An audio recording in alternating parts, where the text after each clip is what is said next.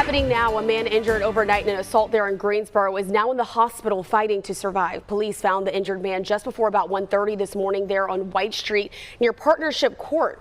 We've been told that the man has life-threatening injuries. Investigators have not yet said how he got hurt, but earlier this morning, officers did have White Street blocked off while they collected evidence there at the scene. In Winston-Salem, fire investigators are now looking into the cause of a house fire. This broke out around 9 o'clock this morning over on Piccadilly Drive, right off of Country Club Road. We have been told at this hour the fire is now out and those smoke detectors were working at the home at the time of the blaze. New at noon, an earthquake woke some folks up in Carroll County, Virginia. The U.S. Geological Survey says that the 2.7 magnitude quake was centered near Hillsville. It struck just before about 6 this morning. More than 40 people reported it to the USGS that they felt the quake. So far, there have been no reports of any damage there in the area.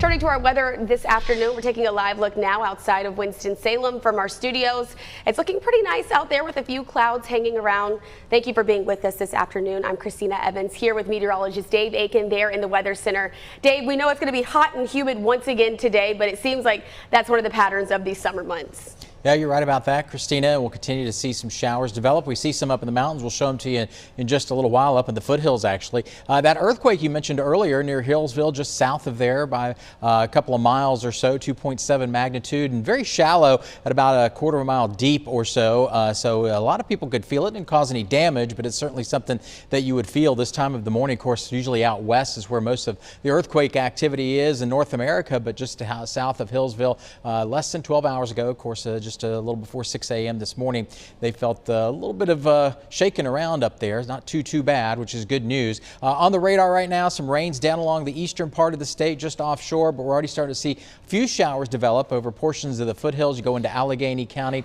also into Wilkes County, some scattered activity. I don't see any lightning in these, but there are some decent rains that are coming down. It's muggy outside, so that provides plenty of moisture into the area. Temperatures right now into those areas into the 70s, but 83 in North Wilkesboro right now, and in the Piedmont Triad temperatures pretty mild. We're into the mid 80s, warm I should say, 86 in Burlington and Danville right now, and we'll see our temperatures top off close to 90 as we get on into a little bit later this afternoon with some isolated showers and maybe a thunderstorm. Don't expect anything severe, but we'll watch for that on the radar as we go through the remainder of this afternoon. We'll have the rest of your forecast going into the weekend in just a little bit, Christina.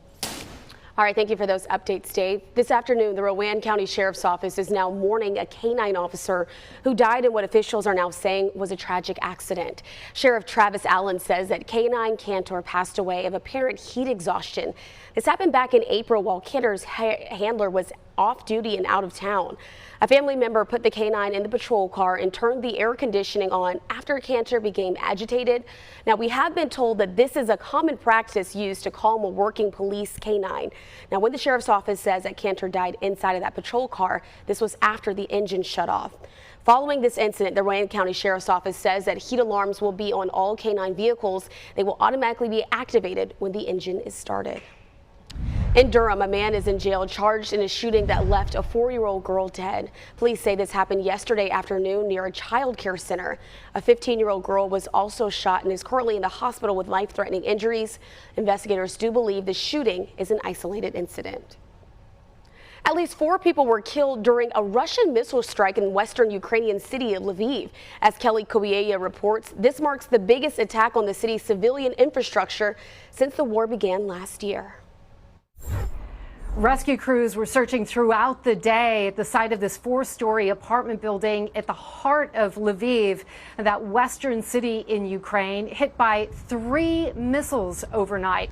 The Ukrainian military say that 10 missiles in all were fired at around 1 o'clock in the morning from Russian positions in the Black Sea, initially heading straight north, then taking a sharp turn to the west and heading for Lviv. 7 of them were shot down, but 3 sadly fell, one of them striking that apartment building in the heart of the city center. The city's mayor said that in some cases, roofs were completely blown off homes in that apartment building. Dozens of apartments and homes completely destroyed, cars destroyed as well. windows blown out in neighboring buildings. And because it happened at 1 o'clock in the morning, many people were still sleeping. There's a shelter nearby, but a regional official said that only 5 people were in that shelter after the air raid siren sounded. President Zelensky responding to this attack, saying that there will be a strong response from Ukraine. Ukraine calling this yet another war crime, saying this was clearly a strike on a civilian area.